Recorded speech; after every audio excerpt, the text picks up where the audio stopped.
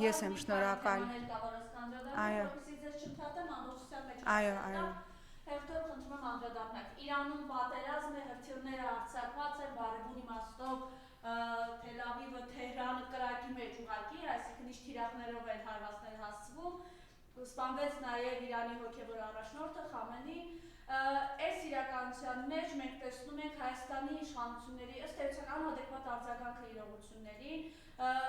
քարոզարշավ են անում, պերաշկի են ուտում, նարդի են գցում, զառ են գցում, այսպես այս վիճակն է։ Դե ասենք այդ ավտոբուսը, որ ուրախ նստեք գնում էին Արմավի, Նիկոլ Փաշինյանը ասում միջազգային վիճակն է խառը էլի, ոնց որ Իրանը չգիտեմ որտեղ է, եւս ամեն ինչ չի անդրադառնալու մեզ վրա։ Եվ նախորդ շաբաթ նաև տեսանք, այսպես Աննա Հակոբյանը հայտարարեց կառավարական տնից գնալու մասին, բաժանվում են Նիկոլ Փաշինյանը, բաժանվեցին կամեր։ Խնդրեմ այս իրողության հետ կապված ձեր հարցերի հետ կապված ձեր տեսակետը։ Շնորհակալ եմ, այո, այս օրերին եւ առաջիկա օրերին, եթե ոչ շաբաթներին գծվելու է ըստ էության նոր աշխարհակարգ, տարածաշրջանը պայթում է եւ խաղի կանոնները եւ աշխարհաքաղաքական ճարտարապետությունը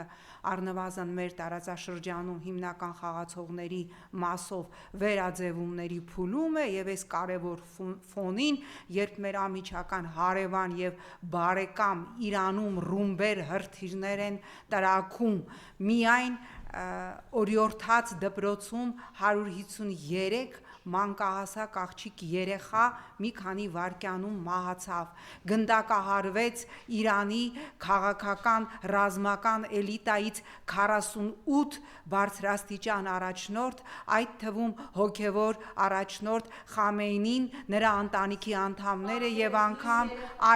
անգամ 1 տարի 4 ամսական երեխան, քիչ առաջ Թրամփը ըստ էության կրկին սպառնաց այն, որ պատրաստվում էին բլիցկրիգով ոչնչացնել Իրանը, կարծես թե չի ստացվում, որովհետև Իրանը մեկ օրում ուրեմն հարվածեց ծոցի 7 երկրների 27 ամերիկյան ռազմաբազաների եւ Իրանի նոր հոգևոր քաղաքական առաջնորդությունը հայտարարում է, որ բարձրացված է ջիհադի վրեժի կարմիր դրոշը, իսկ դա նշանակում է, որ մեր ամիջական հարևանությամբ ըստ էության 3-րդ համաշխարհայինի հիմքերն են դրվում, եթե դրան գումարում ենք այսօրվանից իսրայելական լրատվամիջոցներում ֆեյք տեղեկատվությունները, որ իբր Իրանը միջուկային ինչ որ գլխիկներ է օգտագործում Իսրայելի հանդեպ, սա ֆեյք տեղեկատվություն է, ինչը բնականաբար հող է նախապատրաստում, ինչու՞ չէ նաև միջուկային ուրեմն հարվածներ հասցնելու համար, սա նշանակում է, որ ուղղակիորեն կարող է տարածաշրջան չլինել եւ ինչ է անում այս ֆոնին Հայաստանի իշխանությունը։ Նախ ուզում եմ արձանագրել, որ Ադրբեջանի նախագահ Իլհամ Ալիևը երեկ պաշտոնապես ցավակցեց Իրանի հոգևոր առաջնորդ Այաթոլլահ Խամենեիի մահվան կապակցությամբ, իսկ Հայաստանի ղեկավար Նիկոլ Փաշինյանը կուկուռուզ ուտելուց ոչ առաջ, ոչ հետո ցավակցեց, պերաշկի ուտելուց ոչ առաջ, ոչ հետո ցավակցեց, անվտանգության խորհրդի հրավիրած նիստում, որտեղ ընդհանուր ձևակերպումներ տվեցին, որ հույս ունենք, որ շուտով կլինի խաղաղություն, չցավակցեց Իրանի հոգևոր առաջնորդի դաժանաբար սպանության կապակցությամբ եւ որի արդյունքում ռմբակոծման Խամենեիի ուրեմն կեցավայրի ռմբակոծության արդյունքում սպանվեց ոչ միայն Իրանի հոգևոր առաջնորդ, այլև նրա աղջիկը Փեսան, Հարսը եւ 14 ամսական թորնուհին Իրանի, ինչպես արդեն ասեցի, 48 ռազմական եւ քաղաքական ղեկավարներ այս պահին այլևս սպանված են եւ Հայաստանի ղեկավարությունը 2 օր է ուրախ ավտոբուսը նստած պերաշկի, որի մեջ, ինչպես Ալեն Սիմոնյանը շատ ռազմավարական արձանագրում արեց, չկա սոխ եւ յուղն էլ քիչ են արել, որ իրանք չչաղանան, պերաշկուց հետո մենյուն կուկուրուզն էր եւ այս արանքում ընդամենը Նիկոլ Փաշինյանը արձանագրում է դե որ միջազգային իրավիճակն էլ խառն է դուք պատկերացնում եք ինչա կատարվում ըստ էության աշխարհը ոտքի է կանգնած Չինաստան, Ռուսաստան, Միացյալ Նահանգներ բոլորը ըստ էության այս կամ այն կերպ ուրեմն ուղղակիորեն Չինաստանը եւ Ռուսաստանը դատապարտում են եւ զգուշացնում են Իսրայելին ու Միացյալ Նահանգներին, որ այս ամենը շատ հեռուն տանող ըստ էության երրորդ համաշխարհայինի դուր կարող է բացել մեր քթի տակ, մեղրին սահմանակից եւ այս ընթացքում մենք տեսնում ենք Նիկոլ Փաշինյանը նարդի է խաղում, ես չգիտեմ ինչ որ պրիկոլներ են անում, ուրախանում են, զվարճանում են, սպառնում է արտաշատում, որ չի նշանակի ինչ որ մեկի աղջկա մանկապարտեզի տնորեն, ինչ որ մեկը իր առաջ դուռ է փակում, այդ դուռ փակողը խանութի դառնում է հերոս, այսինքն այս ամենով շեղվում է հանրային ուշադրությունը կարևորագույն խնդիրներից եւ մենք նույնիսկ չգիտենք այս պահին թե Իրանում հայ համայնքը իսկ մենք մոտ 100,000-ին հասնող հայ համայնք ունենք խոշոր համայնք ունենք Իրանում ինչ վիճակում է այն մարդու իրավունքների հանձնակատար Սինանյան կար ընդհանրապես դա չկա դրա ձենը չի լսվում ԱԳՆ-ն ինչ որ հայտարարություն արեց որ ովքեր այդ տարածքում են եւ նաեւ արաբական էմիրություններում են Օմանով կարող են գալ Հայաստան արաբական էմիրություններում գտնվողները որտեղ Դուբայի եւ էմիրությունների օթային տարածքները եւս փակ են ինչա կատարվում հայ համայնքի հետ Իրանում ինչ վիճակում է հայ համայնքը մենք չգիտենք փոխարենը ուրախ ավտոբուսում առանց սոխի պերաշկի եւ կուկուրուզ խժռելուց առաջ այս իշխանությունը պիտի ընդհատեր պետության հաշվին իրենց քարոզարշավը, պիտի հրավիրվեր անհապաղ կարևորագույն անվտանգության խորհրդի նիստ, ոչ թե նիստը հրավիրեր այդ իրանց քարոզչությունից կուկուրուզ եւ պերաշկի փարթիից հետո եւ պիտի հստակ մշակվեր ճանապարհային քարտեզ, որ եթե իրավիճակը ել ավելի դառնա կատաստրոֆիկ, իսկ Թրամփի այսօրվա հայտարարությունից հետո, որ առնվազն մինիմում 4 շաբաթ մենք շարունակելու ենք ռմբակոծել, հրթիռակոծել Իրանը եւ Իրանում ջիհադի վրեժի դրոշը բարձրացնելուց հետո հասկանալի է, որ մեր ամիջական հարևանությամբ երրորդ համաշխարհային կարող է լինել, մենք պիտի հասկանանք մեր հայրենակիցների անվտանգությունը ինչպես է պաշտպանվելու, որ նրանք եկան տասնյակ հազարներով մինչև 100,000 Հայաստան, նրանց կեցության խնդիրը ինչպես է լուծվելու, բայց այս ամենի փոխարեն մենք ուրեմն տեսնում ենք մի իշխանություն, որը զբաղված է պերաշկի ուտելով եւ որը զբաղված է ուրեմն այսպես բեսեդ կաներում նարդի գցելով իդեպ նաեւ տեղեկացնեմ, որ 3 չէ առաջի օրը Իրանը արդեն փակեց Հորմուզի նեղուցը, որտեղով աշխարհը ստանում է իր նավթի 25%-ը, այսօր շաբաթ կիրակի չէր երևում, որովհետեւ բիրժաները, բորսաները փակ են, այսօր արդեն հենց այս րոպեներին մենք բորսաների թվերով կարող ենք տեսնել թե նավթի գինը ինչ տատանումներ է ունեցել եւ այդ ամենը ինչ ազդեցություն է ունենալու համաշխարհային տնտեսության վրա, որը կարող է մի քանի օրում ուղղակիորեն փլվել Եվ այո, գիտեք, աբսուրդ է, երբ որ ես նայում եմ ադրբեջանական լրատվամիջոցները, կոնկրետ Հաքինազը եւ տեսնում ենք հրապարակում, որ դրած է Նիկոլա Ալենը, չգիտեմ, Պապիկյանը կուկուրուզ կրծելով, հա, երկրի գլխավոր հրամանատարը, պաշտպանության նախարարը, ազգային ժողովի ղեկավարը կուկուրուզ են կրծում, Հաքինազը դա դնում է եւ գրում է, որ ըստ էության տարածաշրջանում պատերազմ է, այդ ընթացքում Հայաստանի ղեկավարությունը կուկուրուզ ու պերաշկի է ուտում։ Իսրայելը գիտեք իրենց պատասխանն որն է, նոր օրինակ Վահագն Ալեքսանյանը ժողովրդի լրագրողների հարցին պատասխան, ասում է ընդդիմադիրներն ուզում են, որ Հայաստանը ներքաշվի պատերազմների մեջ։ Դե գիտեք, Հայաստանը այս առումով չի էլ կարող որևէ կերպ ներքաշվել պատերազմի մեջ եւ բնականաբար Հայաստանը չպիտի դառնա Միացյալ Նահանգների համար պլացդարմ Իրանին հարվածելու համար, բայց ես կրկնում եմ առնվազն պիտի քննարկվեր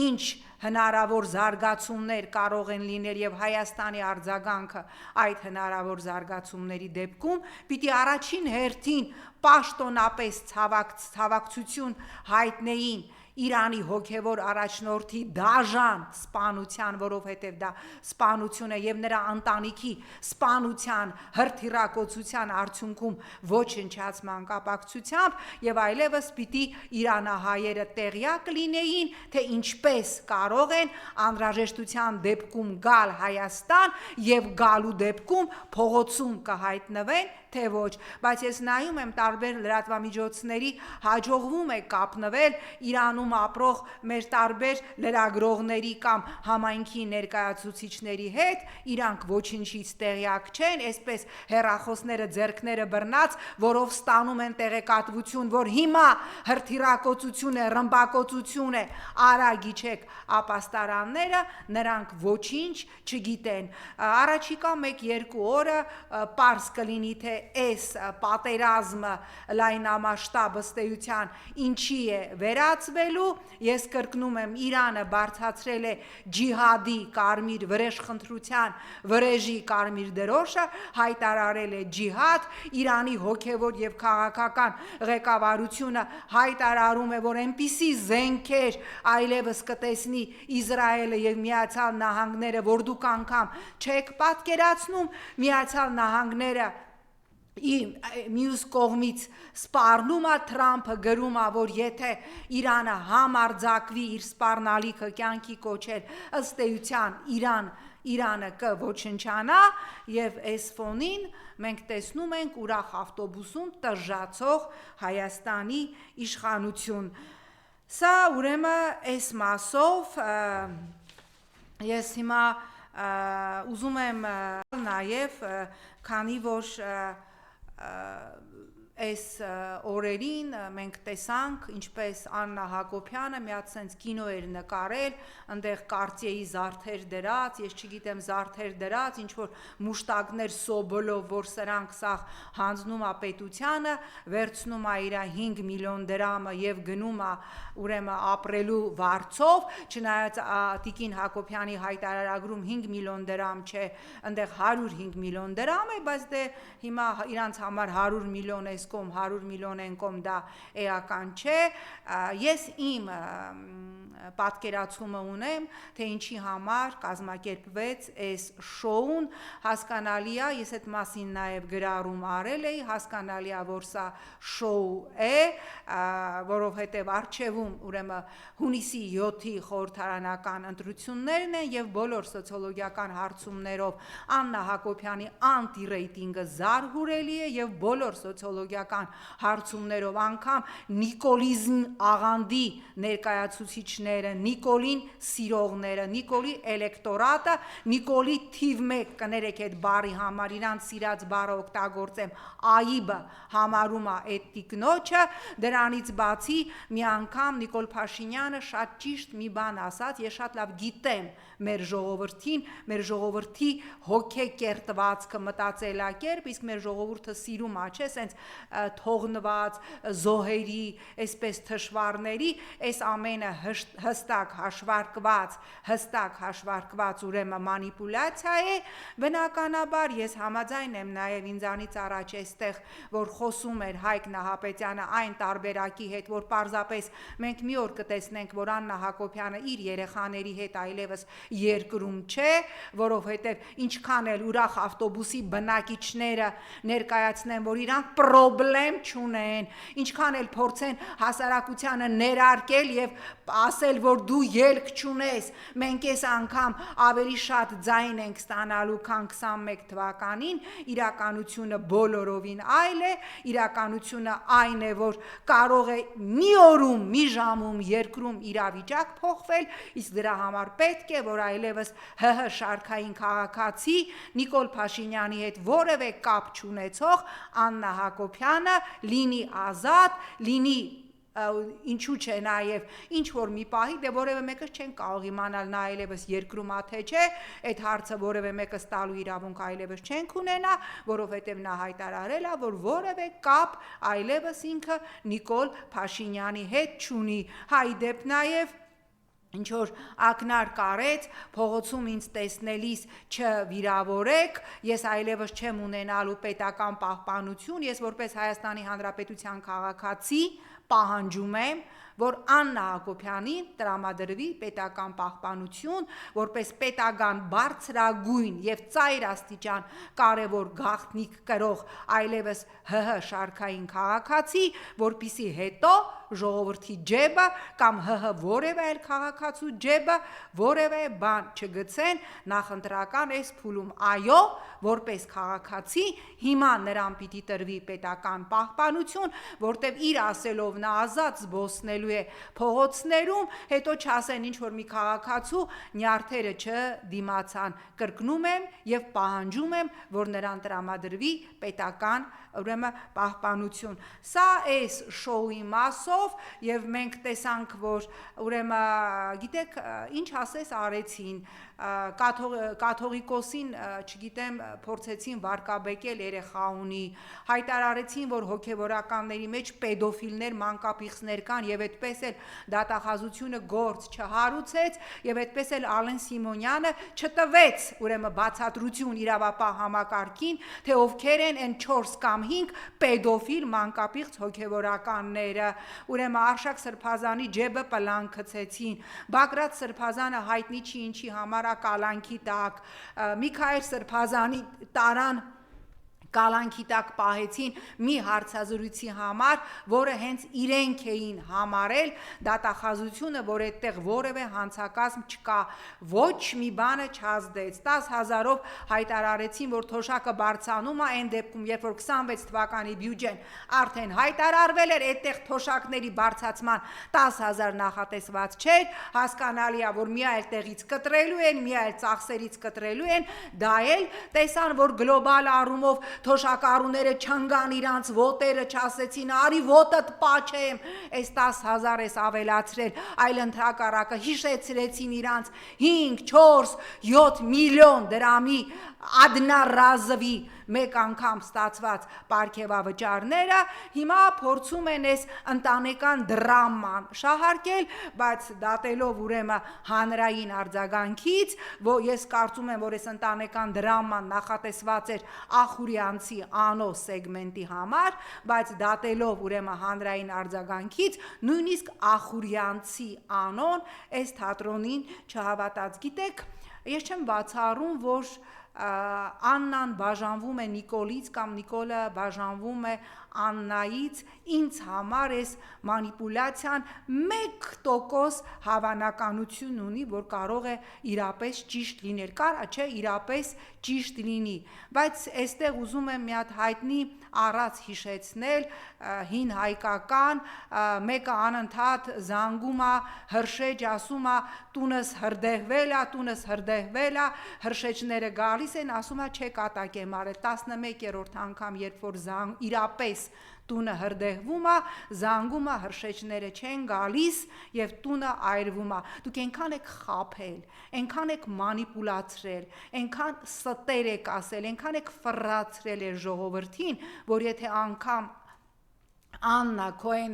ռիլի մեջ նկարած, որտեղ տենց կարտիեր ցույց տալի, չնայած ես չգիտեմ որևէ արարողակարգային հանդիպում, որտեղ կարտիեի զարդ են նվիրում, իսկ ժամացույցը դա զարդ է, միգուցե ես չգիտեմ, ես բազմաթիվ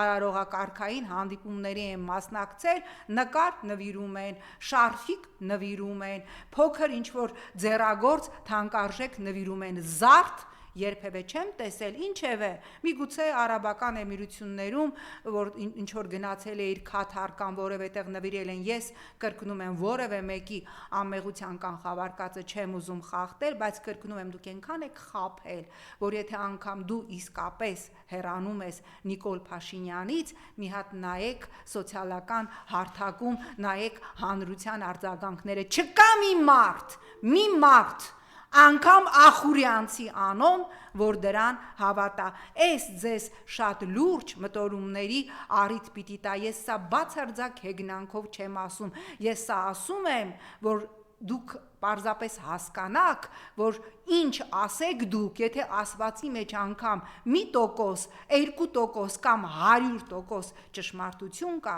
հասարակությունը այլևս ձեզ չի հավատում։ Ես ու դառնալ նաև, քանի որ խոսեցինք ուրեմն այս սոցիալական վիճակից, այս օրերին վրիպեց, երևի դուք էլ ձեր աչքից էլ սիրելի հայրենակիցներ, վրիպեց, որ ուրեմն հետք լրատվականը, որը մշտապես բավականաչափ լուրջ լրագրողական հետազոտություններ անում, հրապարակել է, որ վերջին 5 տարում վարչապետի եւ 10 նախարարությունների աշխատակազմերը ստացել են 41 միլիարդ 530 միլիոն դրամ գումար, պրեմիա, պարգևավճար, 41 միլիարդ 530 միլիոն դրամը, դա ավելի քան 110 միլիոն դոլար է, եւ դրա մեջ մտած չի պաշտպանության նախարարության եւ արտաքին գործերի նախարարության աշխատակազմերին տված գումարները պատկերացնում եք 5 տարում 41 միլիարդ 530 միլիոն դոլար պրեմիա, որի մեջ մտած չի պաշտպանության նախարարությունը եւ ԱԳՆ-ն, այս մարդիկ իրանց պարգևավճարներ են տվել։ Ես պարզապես ուզեցա, որ մեր են հայրենակիցները, ովքեր դեռ շարունակում են հույսեր կապել այս իշխանության հետ եւ հավատալ, որ իրենց սոցիալական վիճակը լավանալու է, իմանան, որ լավացել է բացառապես այս իշխանության ներկայացուցիչների սոցիալական վիճակը։ Եվ քանի որ ես մշտապես զբաղվել եմ այդ խաղամոլության խնդրով, թե որպես նախկինում որպես լրագրող, թե որպես падգամավոր քաղաքական գործիչ, ուզում եմ ուղղակիորեն ահազանգել խաղամոլությունը, խաղադրույքները, շահումով խաղերը, այդ բուկմեկերական ընկերություններում դարել է ազգային անվտանգության խնդիր։ Ես պահանջում եմ, որ հրատապ ազգային անվտանգության ռազմավարություն մշակվի այս խաղամոլության, խաղադրույքների, բուկմեկերական ընկերությունների գործունեությունը կանխելու համար։ Թիվ եմ ներկայացնում մեր երկրում օրական 20 միլիարդ դրամ, օրական 20 միլիարդ դրամ, ուրեմն խաղադրույք է արվում, սա կատաստրոֆա է, պիտի արգելվի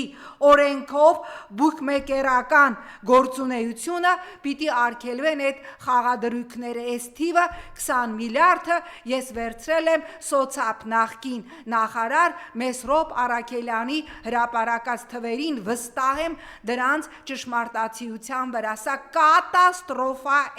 սա կատաստրոֆա է, նայեք ինքնասպանությունների թիվը, նայեք վիճակագրությունը, թե որ տարիքային խմբերում են ավելի շատ ինքնասպանությունները, լսեք այդ ինքնասպանությունների պատմությունը եւ կտեսնեք, որ դրանք ուղղակիորեն կախված են այս խաղամոլության եւ խաղադրույքների հետ։ Պահանջում եմ, ուրեմն հրատապ օրենքի ուժով դիմում եմ ընդդիմադիր խմբակցություններին, մանդատ հաշվելու ձեր կալկուլատորը շպրտեք մի կողմ եւ զբաղվեք այս խնդրով։ 5000 եւ ավել երիտասարդներ բայրակթարների տակ սպանվեցին 44-օրյայի ժամանակ, հիմա սա եւս սպիտակ ջարդ է, այս խաղամոլությունը, թմրամոլությունը եւ հիմա երիտասարդների մեջ զգալի տոկոս են կազմում կամ խաղամոլները, կամ թմրամոլները։ Մենք տեսնում ենք նաեւ նախորդին մի հրապարակում էի կարդում Telegram հավելվածում 1200-ից ավել այլևս հավելվածներ կան, չաթեր կան, որտեղ նարկոտիկ են վաճառում եւ որտեղ նաեւ երիտասարդներին ներգրավում են այդ բարիգության մեջ։ Հետևեք, ազգային անվտանգություն, ընդդիմադիր գործիչների հեռախոսները լսելու փոխարեն այդ սոցիալական ցանցերում եւ մասնավորապես Telegram-ում բացահայտեք, բռնեք ձեռքը, կործանվում է մի ամբողջ սերունդ, մի մասը խաղամոլությունից, մի մասը այս նարկոտիկներից եւ թմրաբիզնեսներից, որոնք այլևս ինչպես ժամանակին ասած ԿՊՄ ներկայացուցիչ չկա միջին վիճակագրական մի քեֆ, հա, որտեղ նարկոտիկ չշրջանառվի, հասել են նաև դպրոցներ։ Սա ուրեմն այս մասով եւ ուզում եմ անդրադառնալ ընդամենը օրերս մարդու իրավունքների հիմնադրամի Human Rights-ի ուրեմն վերլուծությանը, մի ծրագիր էր արել վերլուծություն Հայաստանի մասին, ուրեմն եւ կոչվում էր վերլուծությունը բռնապետության հետագիծը, որտեղ վերլուծությունը Հայաստանին էր վերաբերվում եւ այդտեղ ամենայն մանրամասնությամբ նկարագրված է, թե ինչպես 25 թվականին հայ առաքելական եկեղեցու դեմ իշխանությունը իրականացրեց համակարգված ուրեմն հարձակում, համակարգված ճնշում վարչական ռեսուրսի օգտագործմամբ մանրամասն նկարագրված է, թե 24-25 թվականներին ցույցերին ոստիկանական ուրեմն բռնությունները, խոսքի ազատության նկատմամբ վարչական գրաքննությունը, ուրեմն մանրամասն նկարագրված է, թե ինչպես խուլիգանության դրույթի քրեական օրենսգրքում խուլիգանության դրույթի ուրեմն կամայական մեկնաբանությամբ ուրեմն անազատության մեջ են հայտնվում լրագրողներ, նշված է Նարեկի Սամսոնյան, Վազգենի Սաղաթելյան գործը, նշված են լրատվամիջոցներ հրապարակ 168, ես բազմաթիվ լրատվամիջոցներ, ում հանդեպ հարուցված են քրեական գործեր եւ արձանագրում է ուրեմն մարդու իրավունքների հիմնադրամը, որ այս ամենը ուրեմն նշված է բարձրաստիճան պաշտոնյաների կողմից համակարգված կերպով այս խուլիգանություն իբր հոդվածը օգտագործվում է